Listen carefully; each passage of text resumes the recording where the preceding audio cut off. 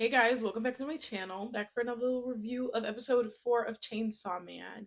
This episode, I want to say, was not as wow as the previous one. I feel like the previous episode had more of a wow factor, whatever that's supposed to mean. And I do want to open this up by saying I am once again a power stan. I know. Hasty generalization, hasty judgment. I know. I like Power again. She's great. The scene where she went into the bathroom with Denji made me fucking blush like a 40-year-old otaku with a body pillow. I was fucking sold. I was like, oh my god, Power, please be my girlfriend. Like, I don't know. It had me, bro. I was like, yes. Okay, and Elephant in the Room, I was fucking right last video when I said that he's gonna save Power, obviously, right? And they're gonna, become better friends, I guess, from that point forward, obviously. Like, well, it's not a big flex to say I guess that because anybody can guess that. What I do like was that it was established, it was said by Power in her brain, I guess, that her and Dingy both have stupid reasons for fighting. I appreciated that that was said because I failed to make that connection myself too. I failed to relate them in that way. Like I made the connection separately, but I failed to put them together and be like, they both have the dumbest reasons for fighting. But I feel like that is what makes Chainsaw Man more refreshing of a show than other shows because usually in shonen we get your Attack on Titan where, hey, I'm trying to prevent this genocide. Well, it starts off, I'm fucking fighting for humanity. I'm fighting for my people. And then it ends with, I'm still fighting for humanity, trying to prevent the genocide of my own people, but it's still this grandiose, huge goal that he has in his reason for fighting, right? Then we get to like Code Geass, whatever the fuck you want to say. Code Geass. Lelouch, she's fighting to save the Japanese people, to reinstate their personhood as Japanese people, call themselves Japanese again, right? This huge, big goal. Then we get fucking Death Note, right? Like Light Yagami. He's the type, he's like, I'm trying to kill all criminals. Like this power was put in my hand and I want to become God. This huge, grandiose goal. So then we have this show where it's just so much more laid back, so much less of an emotional investment. When in the three shows that I mentioned, they're so gripping. You're like, oh fuck, like what is that called? Like it's an emotionally taxing, emotionally, you have to emotionally invest more of your body, your mind, your just everything in a show like that because it's like, oh fuck, the stakes are so high. And then we get Chainsaw Man where Denji's biggest goal is I just want to touch tits, and I feel like it's kind of making fun of these other shows where it's like the world's ending and Denji's like, I want to touch tits. And so it's just so much more, it's so refreshing, especially after show after show after show after show. The fucking world's ending. Our people are being subjugated. That's a really fucking popular one right now. Our people, our people, the world. This is, hey, I want to touch tits. And I do want to say Power's reason for fighting, I guess, was a little bit more important than Dinchi's. She wanted to save the life of something living, a cat. Again, I don't entirely understand why the cat is special and the bear and the cow and the whatever the fuck else she killed, the birds weren't that important. I don't know, maybe because the cat took a liking to her. Maybe that's what kind of made her bond with the cat. I don't know. And Dingy's reason for fighting is more on the stupider side. Like, come on, bro. Boobs? Okay. Now that Power has her cat, I'm curious to see where her character goes. Now, what is she fighting for? She has her cat already. So now, what is there left to fight for? For her. I like how Dingy makes fun of not only Aki, but pretty much everybody in the shonen genre who's fighting for freedom, fighting for revenge, fighting for safety, all this other shit that he names. And it's like, he is talking about these other shows while at the same time just talking about Aki and the people within his own show. And I feel like that's funny.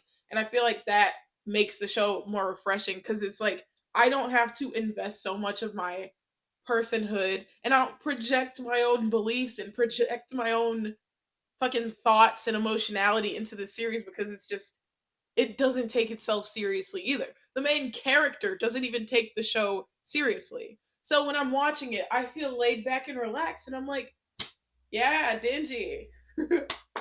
Get those boobs. I don't feel like the stakes of the world. Oh, I don't feel like that. And I feel like that's a good feeling to have. And that's what keeps me coming back to this show. Can we just talk about the character design of that fucking thing that came after Dingy killed the bat? Worst fucking character design I've ever seen in my life. The bitch was ugly. I didn't like the teats. She had like 12 teats. And I was like, oh my god, Dingy's gonna touch this monster's one of her teats. And I don't know if he's gonna like it or not, but he's gonna touch one of these teats. But he didn't touch one of the teats, and I'm so fucking glad he didn't. But it was really fucking funny when she was like, "You're my type, so you can live, but these other two gotta die." And that just goes to show that Dingy actually does fucking care about power, even if it's just a little, right?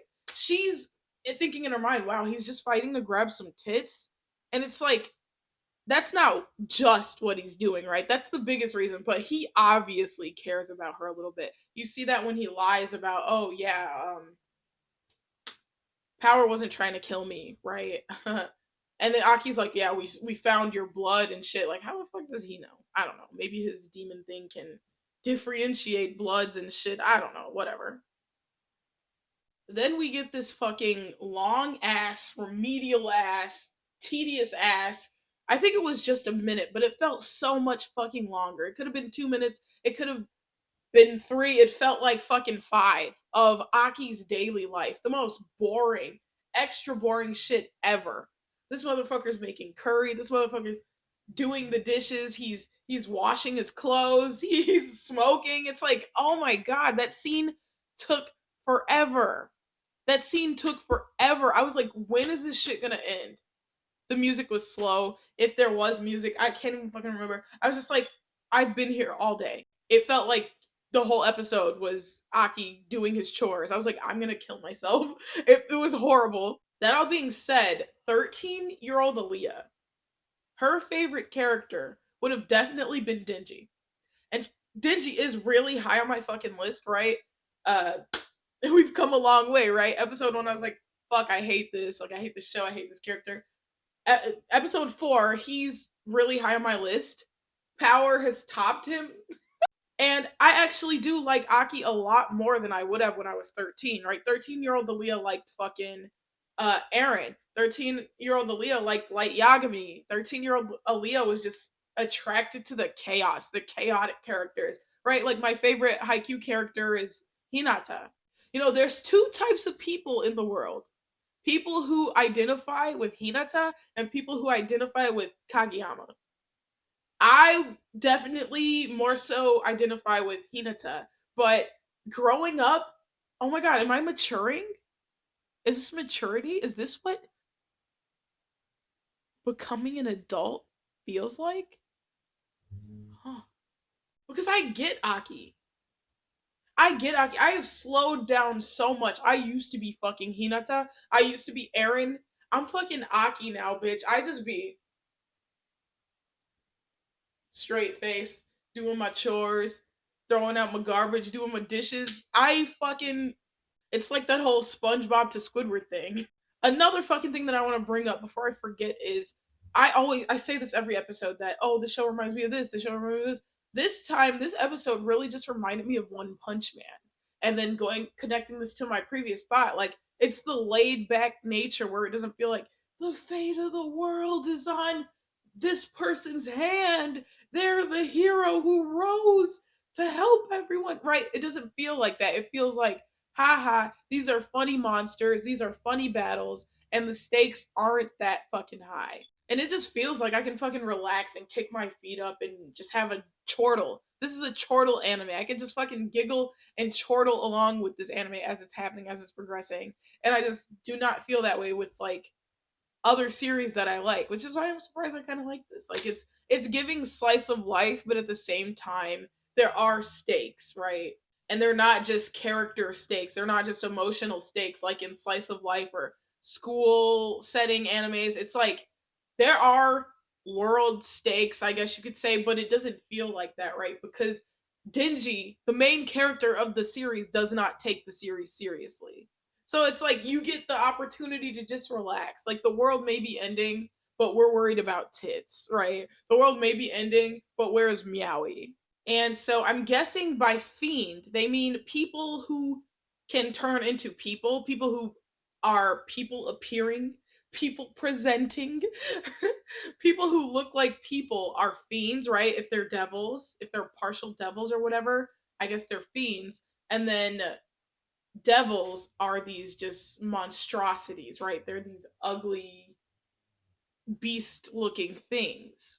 So my question is Dingy a devil or is he wait, is he half devil or is he a fiend? Or is there no difference? Is half devil and fiend the same thing? Or is Dingy this new unheard of thing where like a devil and a person merged? Is there devil what Dingy is? And then what power is something separate? Is that what's going on here? Or are power and Dingy two of the same thing? I don't know. And then I just want to connect back to my biggest thought, my most important thought. I had a fucking crush on Power this episode because when she went into that fucking bathroom with Dingy, not only was the animation fucking beautiful.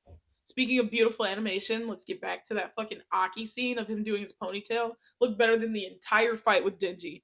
Just want to say that.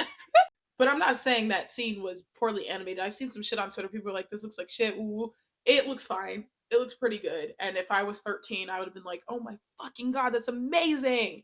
I would have been shitting myself because of how good the animation is. But they put their entire mad pussy into the scene where Power goes into that fucking bathroom with Dingy. That's interesting because she's a devil, but she knows a little bit about human sex, right? Which is why she closes the door behind them. I was blushing, like my heart started to increase. I was like, why do I want to touch Power's tits? I was just like, oh my god, this is so fucking good. Like, yes, queen, go, do it, do it. She goes in the bathroom, closes the door behind herself. This bitch sits down on the toilet, and she's like, go ahead, go ahead. You saved Maui. You saved me. And whatever the fuck the third thing was. You get 3 squeezes, baby. 3 fucking squeezes, baby. And somebody on Twitter did fucking spoil it for me. I know the thing about her boobs. I know the thing. Okay. But it's not so much spoiled because I don't know how that's going to be revealed. And so I am excited to see what Dingy's reaction would be to that. Maybe that's going to be next episode. I don't know. For some closing thoughts, I did feel thrusted upon, right, with these new characters that they threw at us. Fucking whoever's on Aki's brigade or whatever, those characters. The girl with the clips, I have seen a lot of fan art of her on Twitter, so I'm guessing she's gonna be pretty big coming up. So can't wait to see it. Anyways, I give this episode a 7 out of 10, which is not a bad number at all. It was good. It was just the slow parts were really fucking slow. Aki's daily routine that felt slow as fuck. I was like, oh my fucking god, I need to get through this. I need this to be over. Like now. I'm so tired of seeing this. It was so boring. And then I'm glad we got confirmation that Aki does in fact like Makima a little bit, right? She gave him a compliment. She's like, "You're the person I trust the most in the world." And he's like, ah, and he blushed. And I was like, okay, he likes her. He definitely likes her. I knew it. I was right. I could tell. And then just in closing, I can't wait to see how Power and Dingy develop their relationship after this. It was hinted at that Dingy is having an impression on Aki. Maybe it's negative, maybe it's a negative thing, maybe it's a positive thing. I guess we'll see. Makima does not seem to like it. So I guess we'll see. That's really fucking interesting to me because I feel like this is gonna be one of those more character driven shows, one of those more emotionality driven shows, right? Whereas in Attack on Titan, it's one of those shows where the plot kind of pulls the characters along. This I feel like the characters are gonna pull the plot along, if that makes sense. Either way, I'm just excited to be along for the ride. I cannot wait to see the next episode. Um, Let me know what you guys think in the comments. And I'll see you guys later. Bye. Comment, like, and subscribe. See you guys next week.